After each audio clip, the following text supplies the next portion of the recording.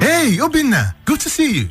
You look so worried. Is everything all right? I'm having serious issues in my company. Balancing the interests of my company's many stakeholders like shareholders, management, customers, financiers, government, and community is giving us a problem.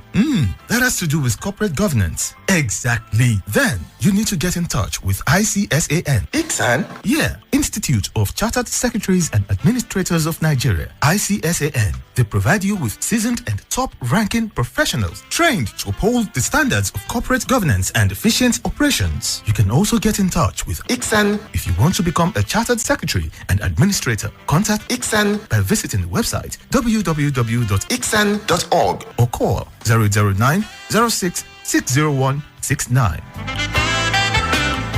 ICSAN, the hub of governance professionals.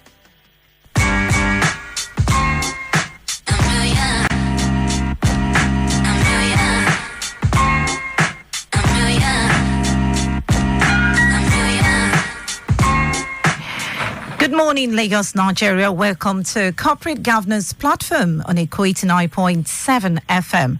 Corporate Governance Platform is a program sponsored by the Institute of Chartered Secretaries and Administrators of Nigeria. My name is Olabisi Omidiri. On the show today, our focus, the roles and relevance of institutional shareholders. And my guest this morning is Mrs. Wumi Odejobi, FCIS, the head of legal, Emzor Pharmaceutical, ACIS, head of legal, Emzor Pharmaceuticals Industries Limited. Good morning, ma'am. Good morning. Welcome to the show. Thank you. And also joining us is Mr. Kayode Ketefe, FCIS, head of research, ICSAN. Good morning, sir. Good morning, BC. Good morning to you, all our listeners. Right, moving on to the focus, which is the roles and relevance of institutional shareholders. Ma'am, who are the entities referred to as institutional shareholders?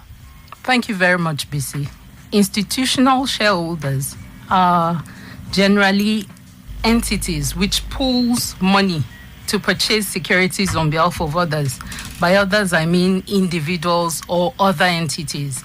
Now, this would include banks, mutual funds, pension funds, insurance companies, and the likes, endowments, hedge funds, a whole lot of others. Now, typically, institutional shareholders invest money on behalf of those people whose funds it has access to, and then they buy substantial blocks of shares, substantial blocks, which causes them to be a force to be reckoned with. You're right. So what are the roles of the institutional shareholders? I would say institutional investors, institutional shareholders are keepers of public money, and then they act in a fiduciary capacity for those it represents. They're obligated to take decisions which best serve the interests of those they act as custodian of funds for. Now, there's typically a yearning for higher reward and sustainability of any company they invest in, and this typically causes them to steer the company to function in an ethical manner. That's amazing. So what are the relevance of these roles in corporate governance parlance? Now, the relevance of their roles, because they are large and concentrated shareholdings, they have the power to get involved in good corporate governance practices, because they have the size combination, the focused share ownership, pleasing reputation, and an access to a wide range of financial and professional resources, which dispersed ownerships would not have. Now, basically, the problems faced with most shareholders in Nigeria is the lack of knowledge. Lack of knowledge, and then there's a passive nature of shareholders. And then even for those who know their rights, sometimes they lack experience. They don't know how to go about what. Institutional shareholders have the resources, and so they have access to professional advice. Also, institutional shareholders grow increasingly active by the day because they believe that better corporate governance will bring them higher rewards. So they wouldn't gloss over corporate governance principles such as transparency, disclosure, accountability, even proper board composition. They're very particular about it. They know the powers they have and they utilize it, which is why certain asset managers would typically insist on votes by poll because they know the powers they have. Okay, so what is the importance of general meeting as a platform for shareholders' engagement? The general meetings provide the opportunities for shareholders to exercise ownership rights and express their views to the management and board of companies on areas of interest. Now, the financial statements and accounts are laid before them, and they can ask questions. They proffer solutions to challenges also at that meeting. Shareholders who, before the COVID era, would not be able to physically attend meetings have the opportunity via their proxy to indicate how they wish to vote on matters before the meeting. That allows their voices be heard. Wonderful. The code recommends the establishment of a system of constant dialogue with shareholders. How do you think such constant dialogue can impact positively on the company? So I would say the positive impact, constant dialogue, which the Nigerian Code of Corporate Governance in Principle 22 refers to as regular dialogue, allows the shareholder to have an audience with the company. It allows them to know what the company now, to know what the needs, the interests, and expectation of shareholders are, with a view to balancing same with the company's objectives. I'll give an instance. So if a company is totally out for profit, you have shareholders who are very particular about how we go about it. So we are faced with profitability vis-a-vis integrity of the company. So the company has a duty to balance this with its objectives. Moving on, what is meant by the terms equitable treatment of all shareholders and how may it be achieved? Now, equitable treatment of all shareholders provides that all shareholders have equal access to the same corporate information and are given an equal opportunity to participate in the activities of the company. It is when a company recognizes the rights of all shareholders, whether institutional investors, individuals who are active or passive, majority shareholders, minority shareholders. According to the OECD, the Organization for Economic Cooperation and Development, 2004, is achieved when all shareholders have the opportunity to obtain effective redress for the violation of their rights, when they're able to demand transparency with distribution and exercise their voting rights.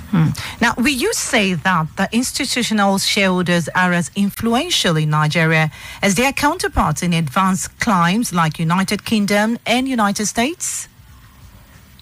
Yes, in my view, institutional shareholders in Nigeria are as influential as their counterparts elsewhere. And I'll tell you why I say this.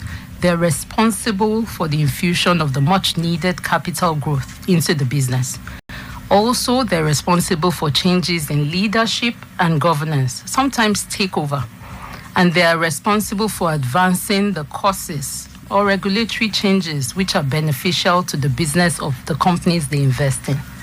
That's very wonderful. So what advice do you have for companies in their relationship with the institutional shareholders? And what advice do you have for institutional shareholders themselves? Well, so for companies in their relationship with the institutional shareholders, I would say it is paramount that they remember the equality of shareholders. We've spoken about that this morning, as these are the minority shareholders are as important as the majority shareholders. So the company has the right to watch out for the equality of shareholders. There's also need for the company to remember other stakeholders, the stakeholders theory now. And as a result, the company needs to manage and alleviate the conflict of interest that may exist between the company and its shareholders with a view to creating a long-term sustainable value environment. Now, for the institutional shareholders, I would advise to continually be at the forefront of advocating, monitoring, and ensuring sound corporate governance in companies. Thank you so very much, Mrs. Wunmi Odejobi, ACIS, the head of legal Emzo Pharmaceuticals Industries Limited, and we're still looking at the roles and relevance of institutional shareholders. Now, let me come over to Mr. Kayode Ketefe, FCIS, the head of research, ICSAN. Have ICSAN any guidance materials on the roles of the institutional shareholders? Thank you very much, BC.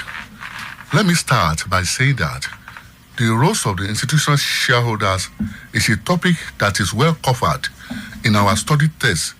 That's for those studying for our professional examination program. Besides, you encounter the topic in details in many of the guidance materials that are issued by the Institute, which are meant to be used by both students and professionals. Furthermore, the role of the institutional shareholders is one of the topics that is scheduled to be treated in our forthcoming company secretary handbook, which is a resource dedicated to practicing professionals. Also, in the training conducted by our training department, the topic also comes up regularly, and those who participate in the training are given up-to-date knowledge on the matter. So you can see that through ICSAN, you can get an all-round treatment of the topic. Okay, so the Institute has invited representatives of the institutional shareholders of Nigeria to our events and programs as discussants in the recent past. What is the rationale behind this? That's not hard to find. ICSAN being a foremost institute on corporate governance, we always believe in doing things according to global best practices. Whenever we treat any topic in which any stakeholder's interest is concerned, we always invite such stakeholders to participate and hear their views. We believe in carrying all concerned stakeholders along and listening to the voices so as to procure cross-ventilation of ideas. That is why we always invite the representative of institutional shareholders to our program whenever we have any program that features a theme that concerns them. For example, during our recent company secretaries and registrars forum, we invited the National Leaders Emeritus, Independent Shareholders Association of Nigeria, Mr. Sonny Nwosu, because the theme of that forum revolved around unclaimed dividends and allied matter, which will, of course, interest our shareholders. Also, during our annual conference as far back as 2014, we invited the same man, Mr. Sonny Nwosu, as a discussant on shareholders' rights and role, and his contribution enriched the program. Right. So it's been a tradition to invite necessary stakeholders to our programs. That's quite laudable. On a last note, for those who might seek more information about ICSAN, where is ICSAN and what are the contact details?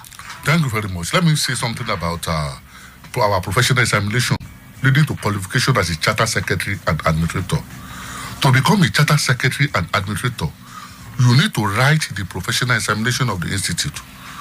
No one becomes a member of the institute without passing through the qualified examination or acquiring the experience plus training specified by the governing council of the institute. ICSAN and its members lead in shaping the corporate governance agenda and promoting best practices, which are essential for good organizational performance. Charter secretaries are high-ranking professionals with a broad base of skill, unique among other professions, as they are trained in law, finance, accounting, administration, strategy development, and corporate governance. Wonderful. So we can start, let me enjoin you that you can start this professional journey to become a charter secretary and administrator by registering for June 2021 ICSAN examination. The registration for the said June 2021 ICSAN professional examination is still currently ongoing. The registration will end on April 38, 2021. Okay. So while the examination date is June 8 and 9. All right. Come so and register now and start preparing for what yourself. about the contact details? Phone number, website, address? Please, for more information on issues relating to examination and registration as a student, please call this number 080-90-660-169. I take the number again, 080-90-660-169. 0169. Okay. Thank you and have a pleasant day.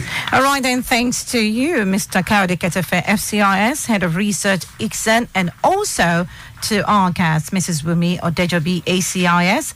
The pleasure is all mine. All right, Head of Legal, EMSO Pharmaceuticals Industries Limited. Our dear listener, our focus today has been on roles and relevance of institutional shareholders and corporate governance platform today on Echo 89.7 FM. The program is sponsored by the Institute of Chartered Secretaries and Administrators of Nigeria. Do join us same time next week, Wednesday, God willing, at 10:15 a.m. on the station. My name is Olabisi Omidiri. Good morning.